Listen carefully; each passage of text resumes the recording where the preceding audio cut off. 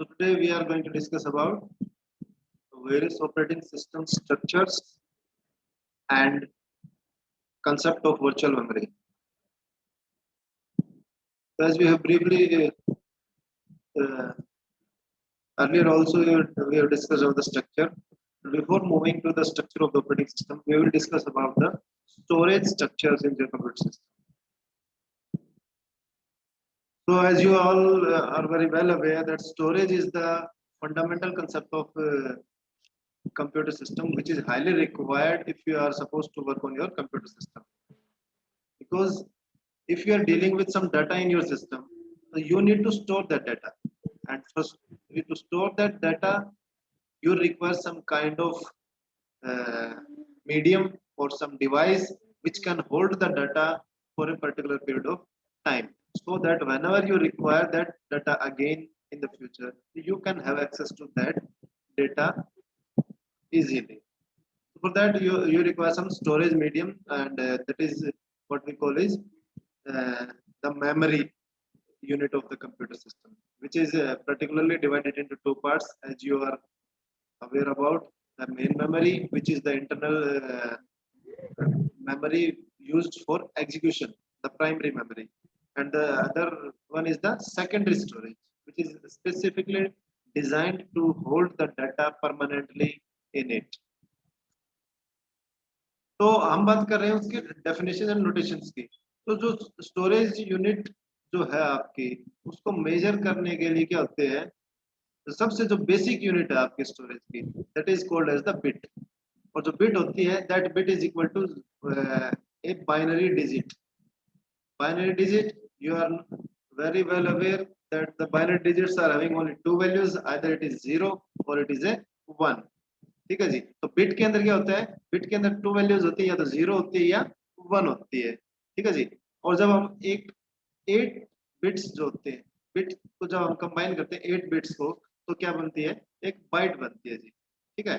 उसके बाद as you can see in the diagram, आपको वेरियस मेजरमेंट जो यूनिट्स हैं वो आपकी दिखाई हुई है स्टोरेज की। इसके अंदर 1024 बाइट्स अगर है तो 1 किलोबाइट है, 1024 kilobyte is equal to 1 megabyte, 1024 megabyte is equal to 1 gigabyte, 1024 gigabyte is equal to 1 terabyte, 1024 terabyte is equal to 1 petabyte, 1024 petabyte is equal to 1 exabyte, 1024 exabyte is equal to 1 zettabyte, 1024 zettabyte is equal to 1 yottabyte, and 1024 yottabyte is equal to 1 brontobyte, and 1024 brontobyte is equal to 1 geobyte, which is the highest memory available in the current market। ठीक है जी। तो generally आपने देखा होगा, जब भी आप कोई पेन ड्राइव या कोई स्टोरेज डिवाइस आप यूज करते हो, फॉर एग्जांपल आपने एक 16 जीबी की पेन ड्राइव ली, तो जब आप उसको कंप्यूटर सिस्टम के अंदर लगाते हो तो क्या दिखाती है, that doesn't show the space exactly 16 GB. ठीक है। वो क्या करती है, वो स्पेस उससे कम दिखाती है उससे, as compare to the what it specifies. ठीक है। यानी 16 जीबी दिखाई थी तो 14 पॉइंट समथिंग उसके अंदर क्या होता है, वो स्टोरेज शो करता है। ठीक है। वो क्यों होता है, क्योंकि as you can see in the measurement units that 1024 is the quantity which is compared to a single higher unit। यानी कि if you talk about the GB, तो 1024 MB is equal to 1 GB। लेकिन जो computer manufacturers जो होते हैं, वो manufacturer क्या करते हैं, they consider it 1000। that means they don't consider the 1024। तो उससे क्या होगा, जो साइज है, जो एक्चुअल में तो जो 16 जीबी दिखाया है, लेकिन उन्होंने जीबी को किसके थ्रू किया है, 1000 MB के थ्रू। यानी कि 1 जीबी में उन्होंने 1000 MB को लिया है। तो इससे क्या होगा, जो टोटल स्पेस क्या होगा, 16 जीबी के अंदर 16,000 MB होगा। लेकिन एक्चुअल में कितना होना चाहिए, जो कंप्यूटर जो रीड करता है, कंप्यूटर कितना रीड करता है, 1024 MB को। जब डिजाइन डिवाइस को 1000 MB के बेस पे बनाया है और कंप्यूटर उसको रीड कर रहा है 1024 MB के बेस पे, तो ऑटोमेटिकली उसका साइज क्या होगा, वो लेस दिखाएगा, जो यूजेबल जो स्पेस है वो क्या दिखाएगा, वो कम दिखाएगा सिस्टम के अंदर। ठीक है।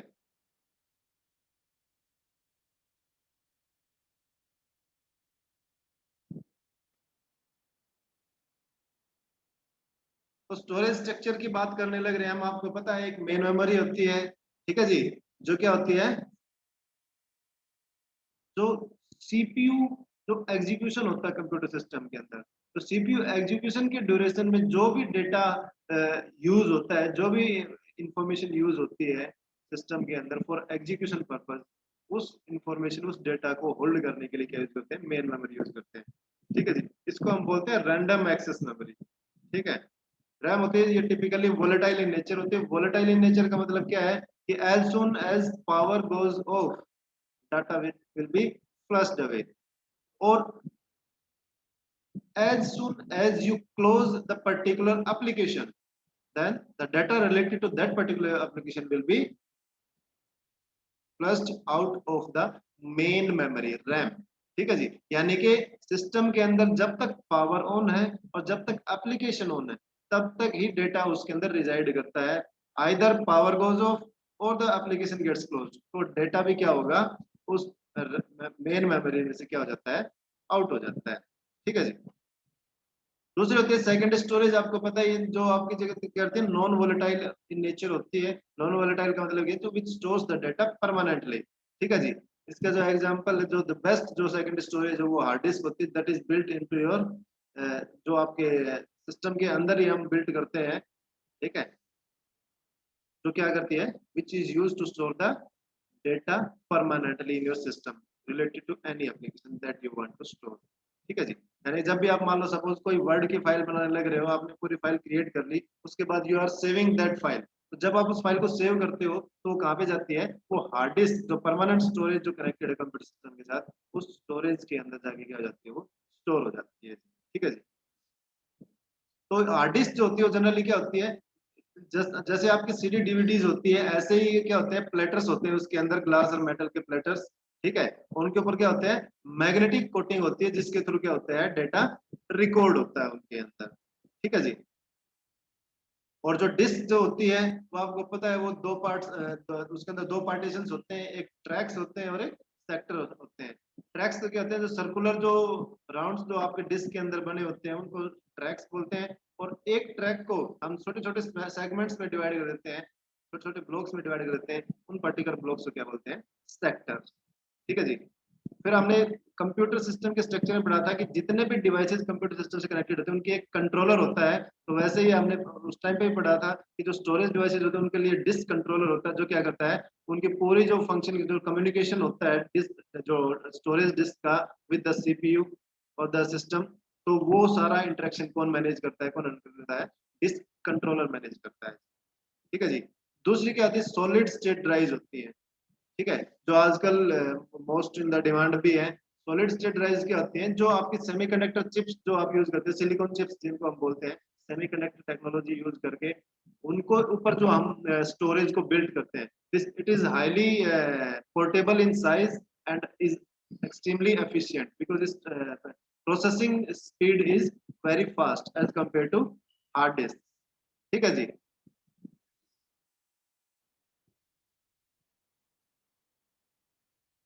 अब हम बात करें स्टोरेज हायरार्की की। तो स्टोरेज हायरार्की जो होती है, that is depending upon the three main factors, that is speed, cost and volatility. ठीक है जी। स्पीड के बेसिस के ऊपर हम क्या करते हैं, ऑर्गेनाइज करते हैं स्टोरेज को, यानी कि जितने भी आपके मेन मेमोरी है, सेकंड स्टोरेज है, उनको जो ऑर्गेनाइजेशन है उसकी बात कर रहे हैं हम। तो उसके अंदर जो फैक्टर्स हम इंक्लूड करते हैं, that is speed, cost and volatility, कि भाई स्टोरेज परमानेंट है या टेम्परेरी है। कैशिंग, कैशिंग एक ऐसा मैकेनिज्म है which is used to store the information into a fast way, यानी कि ये एक ऐसी स्टोरेज को यूज करता है जो क्या करता है, जो आपकी जो रैम जो होती है उससे भी क्या होती है, ये फास्ट होती है। ठीक है। तो जब आप डाटा को मेन मेमोरी से एक फास्टर मेमोरी के अंदर क्या करते हो, मूव करते हो, कॉपी करते हो इंफॉर्मेशन को, that process is known as caching. ठीक है जी।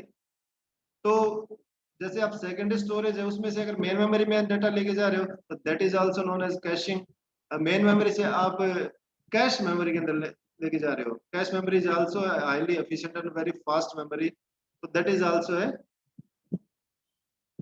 Known as caching.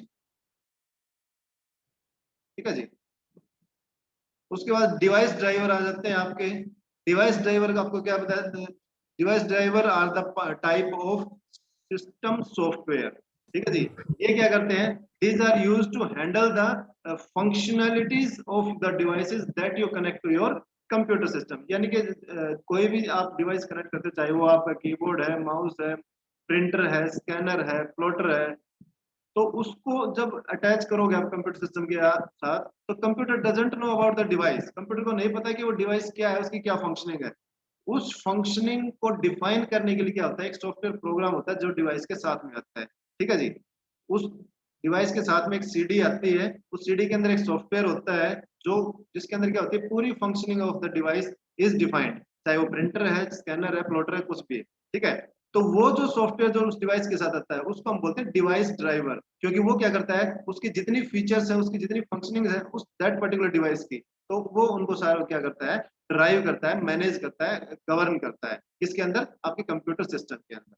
ठीक है जी। तो यानी कि ये क्या करता है, इट प्रोवाइड्स एन इंटरफेस, जैसे कि आपका ऑपरेटिंग सिस्टम इंटरफेस प्रोवाइड करता है किसके लिए, आपके कंप्यूटर सिस्टम के लिए, ताकि आप उस कंप्यूटर सिस्टम उसके रिसोर्सेज को यूज कर सको। ऐसे डिवाइस ड्राइवर एक इंटरफेस प्रोवाइड करता है किसके लिए, उस पर्टिकुलर डिवाइस के लिए जो आप कंप्यूटर के साथ क्या कर रहे हो, अटैच कर रहे हो, ताकि आप जो डिवाइस कनेक्ट कर रहे हो, अटैच कर रहे हो सिस्टम के साथ, उसको आप यूज कर सको उस इंटरफेस के थ्रू। ठीक है जी। तो दैट इज डिवाइस ड्राइवर। तो this is the storage device hierarchy. तो सबसे जो नियरेस्ट एंड द फास्टेस्ट जो मेमोरी दैट इज रजिस्टर्स। ठीक है। These are built on the processor itself. जो आपका प्रोसेसर होता है, एक 2x2 साइज का आपका जो एक चिप होती है, जो सीपीयू जिसको बोलते हैं सेंट्रल प्रोसेसिंग यूनिट, उसके अंदर ही एक छोटा सा स्पेस के अंदर रिजर्व होते हैं आपके रजिस्टर्स। ये क्या होते हैं, जनरली 8 और 16 केबी इनका साइज होता है, means extremely very small size. लेकिन सीपीयू के अंदर जो एग्जीक्यूशन होता है उसके अंदर क्या करते हैं, ये हेल्प करते हैं। रजिस्टर्स के बाद कौन सी मेमोरी आती है, cache memory. It is also built on the processor. ठीक है। लेकिन ये क्या होती है, it is larger in size as compare to the registers and is highly efficient, क्योंकि ये प्रोसेसर के ऊपर ही बिल्ट है तो ये फास्ट होती है। But registers and cache these are the costliest memories, क्योंकि ये प्रोसेसर के ऊपर बिल्ट होते हैं। और ये प्रोसेसर आपको पता है जनरली 8,000 से 20, 30, 40,000 तक का आता है, depending upon the version that you are using for the processor. तो दैट इज, और उसी के ऊपर हम मेमोरी बिल्ड कर रहे हैं, तो वो मेमोरी क्या होती है, ऑटोमेटिकली कॉस्टली होती है। ठीक है जी। दूसरी क्या आती है, फिर आती है आपकी मेन मेमोरी। उसके बाद नेक्स्ट जो उससे फास्ट मेमोरी होती है वो मेन मेमोरी होती है, जिसके अंदर आपका जनरल एग्जीक्यूशन होता है, जिसको हम रैम बोलते हैं, रैंडम एक्सेस। उसके बाद सॉलिड स्टेट ड्राइव होती है। उसके बाद जो टर्म आती है वो सॉलिड स्टेट ड्राइव की है, जो सेमीकंडक्टर चिप्स के थ्रू बिल्ट होती है। उसके बाद आपकी हार्ड डिस्क होती है। हार्ड डिस्क जो आपके ग्लास प्लेटर्स या मेटल प्लेटर्स के थ्रू डिजाइंड होती है, और मैग्नेटिक इफेक्ट के थ्रू क्या होता है, डाटा उसके अंदर बिल्ट होता है। उसके बाद जो आती है वो आपकी ऑप्टिकल डिस्क होती है, जो आपकी लाइट मैकेनिज्म को यूज करके, और वहां पे क्या होता है, डाटा बिल्ट होता है उसके अंदर, जो आपकी सीडी डीवीडीज होती है। ठीक है। और उसके बाद आता है आपका मैग्नेटिक टेप्स। तो मैग्नेटिक टेप्स क्या होते हैं, जो मैग्नेटाइज्ड टेप्स होते हैं, वो तो प्लास्टिक और लाइक दैट मटेरियल के, जिनके ऊपर मैग्नेटाइज फील्ड क्रिएट करके डाटा उसके अंदर क्या करते हैं, बिल्ड करते हैं। ठीक है। वो मैग्नेटिक टेप्स होते हैं। जनरली आपने देखा है पहले जो घूमने वाले जो कैसेट्स जो आते थे, जिसके अंदर टेप्स ऐसे घूमती थी, ठीक है, जो वीसीआर के अंदर चलती थी, ठीक है, या आपके टेप रिकॉर्डर्स जो होते थे उनके अंदर चलती थी, वो क्या होती थी, वो मैग्नेटिक टेप्स होते थे। ठीक है जी। तो this is the storage hierarchy depending upon the side, depending upon their speed, their cost and their volatility in nature. ठीक है जी।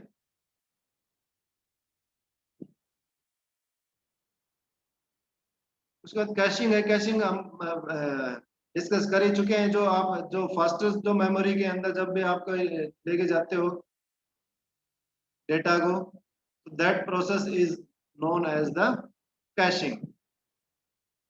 ठीक है जी। जिसके अंदर क्या होता है, एक स्लोअर जो स्टोरेज डिवाइस आपका, उसमें से आप इंफॉर्मेशन को कॉपी करते हैं किसके अंदर, एक फास्टर स्टोरेज डिवाइस के अंदर, ताकि जो आप एफिशिएंसी ऑफ द सिस्टम है उसको क्या कर सको, उसको इनहेंस कर सके आप। ठीक है जी।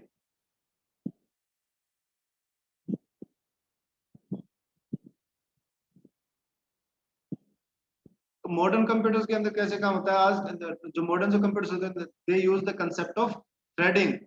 थ्रेडिंग का कंसेप्ट यूज होता है उसके अंदर। ठीक है, थ्रेडिंग के अंदर क्या होता है, जिसके अंदर आप सीपीयू की कैपेबिलिटी को क्या कर देते हो, डिवाइड कर देते हो between the number of threads. अब वो थ्रेड्स क्या होते हैं, they act as an individual process, these are the light weight processes which are used to provide parallelism in your computer system। जहाँ पे आप कंप्यूटर सिस्टम के अंदर एक ही प्रोसेस को एग्जीक्यूट कर सकते हो, एक ही सीपीयू है तो, लेकिन वहीं पे अगर आप मल्टी थ्रेडिंग का कंसेप्ट यूज कर रहे हो तो वहां पे क्या, जितने नंबर ऑफ थ्रेड्स हैं उतनी ही नंबर ऑफ प्रोसेसेस को आप पैरेलली एग्जीक्यूट कर सकते हो सिस्टम के अंदर।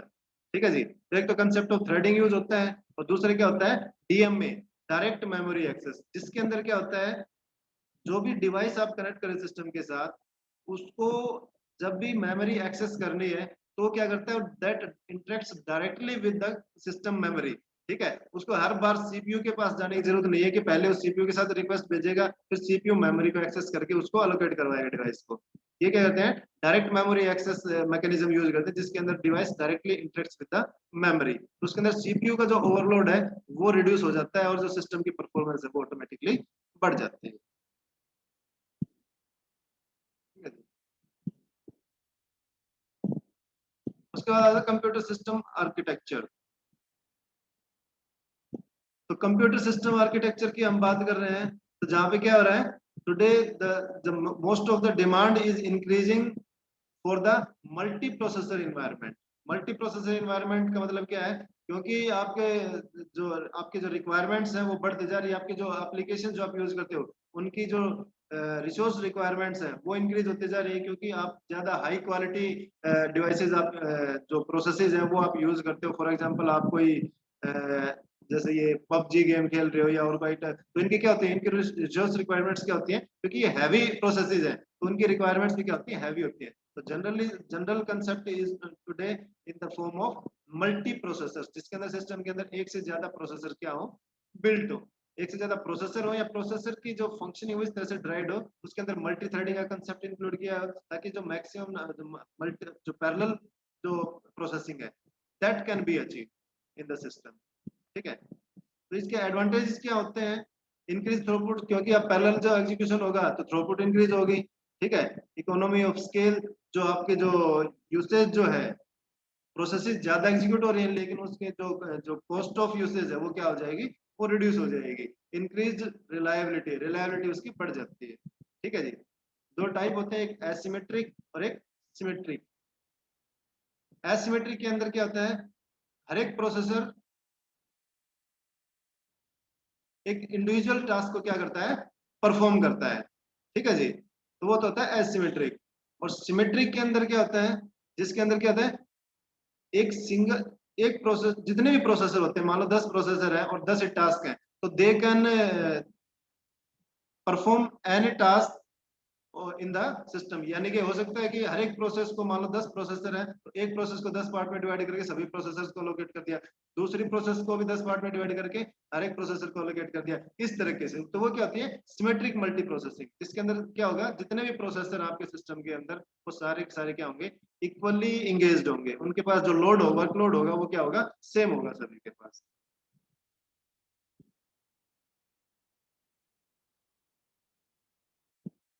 This is symmetric multi processing architecture, जिसके अंदर आपका एक सीपीयू 0, एक सीपीयू 1, एक सीपीयू 2 है। शेयर्ड मेमोरी को यूज कर, एक सिंगल मेमोरी है, उसके अंदर जो भी प्रोसेस होगी उस सीपीयू 0 को भी एलोकेट होगी, 1 को भी, 2 को भी होगी, उसको सब प्रोसेसेस में डिवाइड करके। तो that is symmetric multi processing.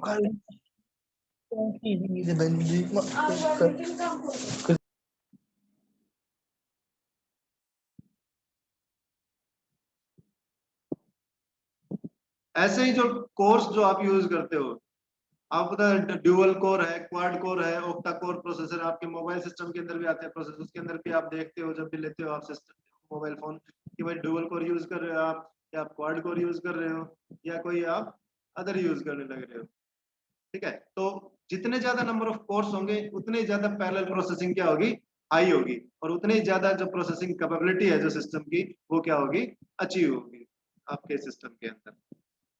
ठीक है जी। तो इसके अंदर मल्टीपल कोर्स का मतलब यही होता है कि जो उसके सीपीयू की कैपेबिलिटीज है उसको आपने डिफरेंट कोर्स के अंदर डिवाइड किया हुआ है। ठीक है, और हर एक जो कोर है सिस्टम का, सीपीयू का, वो एक इंडिविजुअल टास्क को क्या कर सकता है, एग्जीक्यूट कर सकता है, just like a multi processor system. ठीक है, इसके अंदर प्रोसेसर एक होगा, लेकिन एक ही प्रोसेसर के अंदर आपने ड्यूअल कोर है तो 2 कोर डिजाइन करते, जैसे कि you can see in the diagram. ठीक है, क्वाड कोर है तो उसके अंदर 4 कोर्स होंगे, ऑक्टा कोर है तो उसके अंदर 8 कोर्स होंगे। ठीक है जी। तो इस तरीके से क्या होता है, सीपीयू की आर्किटेक्चर को डिजाइन करते हैं ताकि जो मैक्सिमम जो पैरेललिज्म है that can be achieved to enhance the performance of your computer system.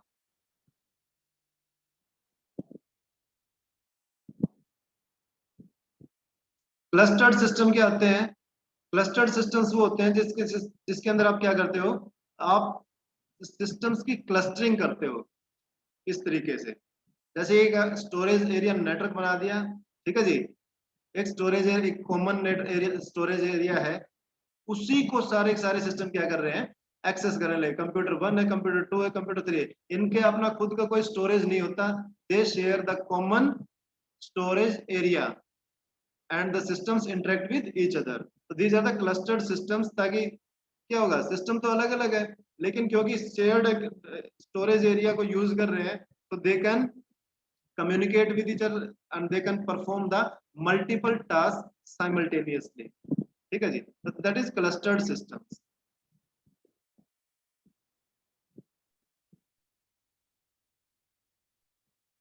Then comes operating system architectures. तो जहां पे ऑपरेटिंग सिस्टम आर्किटेक्चर्स की बात कर रहे हैं हम, तो ऑपरेटिंग सिस्टम की जो आर्किटेक्चर है वो लेयर्स के अंदर डिवाइडेड होती है, यानी कि operating system has the layered architecture. ठीक है, this is how the architecture of the operating system looks like, जिसके अंदर क्या होता है, आपका जो ऑपरेटिंग सिस्टम के जो जो स्ट्रक्चर है जो आपके सिस्टम की, वो लेयर्स में डिवाइडेड होती है, जिसके अंदर सबसे नीचे क्या होता है, आपका हार्डवेयर पार्ट होता है।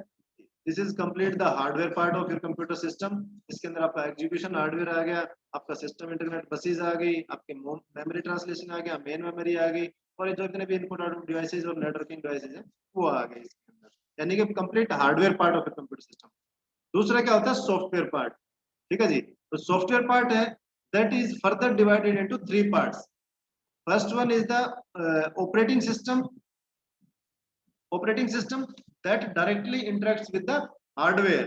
उसके बाद आता है यूटिलिटीज, वो सॉफ्टवेयर प्रोग्राम्स जो आपके सिस्टम की फंक्शनैलिटीज को इनहेंस करते हैं, उनको हम बोलते हैं यूटिलिटी प्रोग्राम्स। ठीक है जी, जैसे जैसे आपके एंटीवायरस प्रोग्राम आ गया, डिस्क डिफ्रेगमेंटर्स आ गए, जो क्या कहते हैं, डिस्क जो मेमोरी है उसको यूटिलाइज करने के लिए काम आते हैं, डिफ्रेगमेंटेशन को दूर करने के लिए यूज होते हैं। तो ये क्या होते हैं, ये यूटिलिटी प्रोग्राम्स ऐसे डिवाइसेज हैं जो फंक्शनिंग किसको प्रोवाइड करते हैं, आपके कंप्यूटर सिस्टम को, उसको इफेक्टिवली फंक्शनिंग प्रोवाइड करने के लिए। एंटीवायरस का काम क्या होता है, ताकि सिस्टम के अंदर कोई भी अनोमलीज ना आए, कोई वायरस प्रोग्राम ना आए, कोई मैलिशियस सॉफ्टवेयर उसके अंदर इंक्लूड ना हो सिस्टम के अंदर। तो क्या होगा, that is providing some utilities, some additional features, benefits to the computer system, और indirectly यूजर को क्या हो रहा है, बेनिफिट हो रहा है, but directly they are providing benefit to the computer system resources. ठीक है, तो वो होते हैं यूटिलिटी प्रोग्राम्स। और उनके ऊपर क्या होते हैं, एप्लीकेशन प्रोग्राम्स। एप्लीकेशन प्रोग्राम वो होते हैं जो यूजर यूज करता है, आपके वर्ड एक्सेल पावरपॉइंट है, ये एप्लीकेशन प्रोग्राम वो होते हैं which provides functionality to the user directly. ठीक है, यानी कि ये यूजर को डायरेक्ट फंक्शनलिटी प्रोवाइड करने के लिए यूज होते हैं, और यूटिलिटी सॉफ्टवेयर सिस्टम को डायरेक्ट फंक्शनलिटी प्रोवाइड करने के लिए यूज होते हैं। ठीक है जी, और एप्लीकेशन प्रोग्राम के ऊपर क्या आ जाता है, आपका यूजर आ जाता है जी। ठीक है, एप्लीकेशन प्रोग्राम्स को कौन यूज करता है, यूजर। तो this is the layered architecture of your operating system, जिसके अंदर क्या होता है, लेयर्स के अंदर सारी फंक्शनलिटी डिवाइड होती है। तो एडवांटेज क्या है लेयर्ड अप्रोच का, लेयर्ड अप्रोच का सबसे ज्यादा बेटर एडवांटेज, क्योंकि आप लेयर्स के अंदर काम कर रहे हो, उसके अंदर मॉड्यूलराइजेशन हो रहा है, जो डिफरेंट मॉड्यूल्स हैं वो डिफरेंट लेयर्स के ऊपर काम कर रहे हैं, तो उससे क्या होता है, debugging and verification is becomes easier. जो आपका कोई एरर कहीं आ जाता है उसको डीबग करना और वेरिफिकेशन करना किसी प्रोसेस का इजी हो जाता है, ठीक है। उसका डिजाइन और इम्प्लीमेंटेशन होते हैं वो सिंप्लीफाइड हो जाती है, क्योंकि लेयर्ड आर्किटेक्चर एक सिस्टमेटिक अप्रोच है, लेयर्स के अंदर सारे रिसोर्सेज आपके डिफरेंट जो कंपोनेंट्स है सिस्टम के वो डिवाइडेड है, तो उसका जो इम्प्लीमेंटेशन और डिजाइन है वो क्या हो जाता है, सिंप्लीफाइड।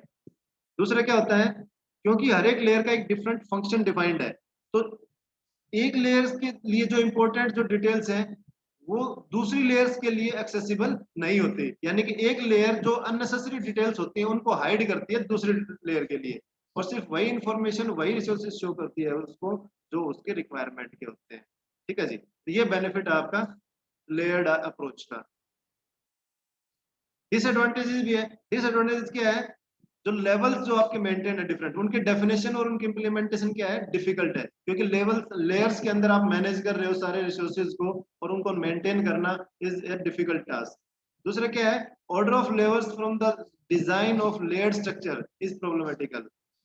लेवल जो लेयर्स हैं उनका जो उनके अंदर जो डिवाइसेस जो या जो कंपोनेंट्स जो यूज होते हैं, चाहे वो सॉफ्टवेयर प्रोग्राम्स हैं या कोई हार्डवेयर कंपोनेंट्स हैं, तो उनकी जो स्ट्रक्चर है वो क्या है, प्रॉब्लमेटिकल, क्योंकि सबकी जो स्ट्रक्चर सबके जो लेवल है वो क्या होता है, डिफरेंट होता है, ठीक है। हर एक हार्डवेयर डिवाइस का भी स्ट्रक्चर डिफरेंट होता है, सॉफ्टवेयर प्रोग्राम्स होते हैं उनके स्ट्रक्चर भी डिफरेंट होती है, तो उनके बीच में जो कंपेटिबिलिटी इश्यूज है, दैट इज ए प्रॉब्लमेटिकल सिचुएशन, ठीक है। दूसरा क्या होता है, इंटरेक्शन बिटवीन लेयर्स, क्योंकि लेयर्स के अंदर काम होता है, जाहिर सी बात है एक लेयर को दूसरी लेयर के साथ क्या करना पड़ेगा, इंटरेक्ट करना पड़ेगा, ठीक है जी। तो वो इंटरेक्शन जो होगा लेयर्स के बीच में between the one two layers, वो भी क्या है, वो चाहे आप वो किसी शेयर्ड मेमोरी के थ्रू हो रहा है या आप मैसेज पासिंग के, जनरली जो लेयर्स के बीच में होता है वो क्या होता है, मैसेज पासिंग के थ्रू कम्युनिकेशन होता है, ठीक है। तो वहां पे उसको वो भी आपको इफेक्टिवली मैनेज करना पड़ेगा, because it is a very complex task to provide communication between the layers, ठीक है जी। क्योंकि आपको लेयर्स के बीच में प्रोवाइड करने जो कम्युनिकेशन हो किसके थ्रू होता है, सिस्टम कॉल्स के थ्रू होता है। जब भी आप लेयर्ड आर्किटेक्चर में काम कर रहे हो तो एक लेयर दूसरी लेयर के रिसोर्सेज को जब भी एक्सेस करेगी तो क्या यूज करेगी, सिस्टम कॉल जनरेट करेगी, और सिस्टम कॉल के थ्रू क्या करेगी वो, it will access the resources of the system, ठीक है जी।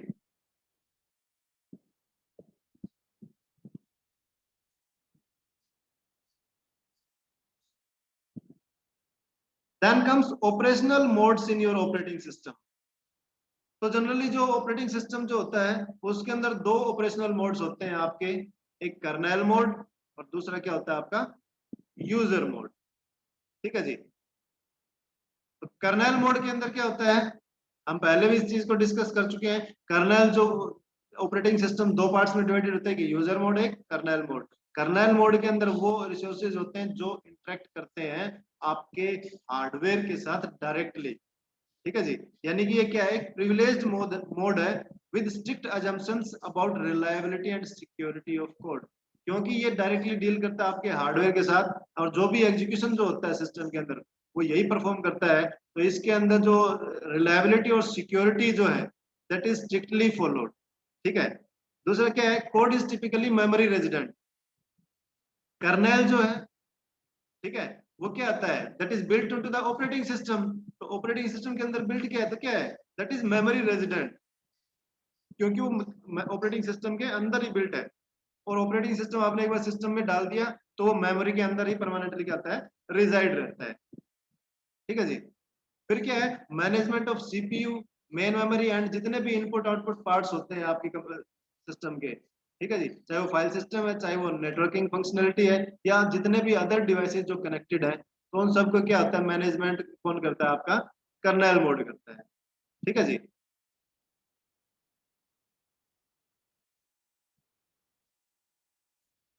दूसरा क्या है, kernel mode code shared on one view on the available memory.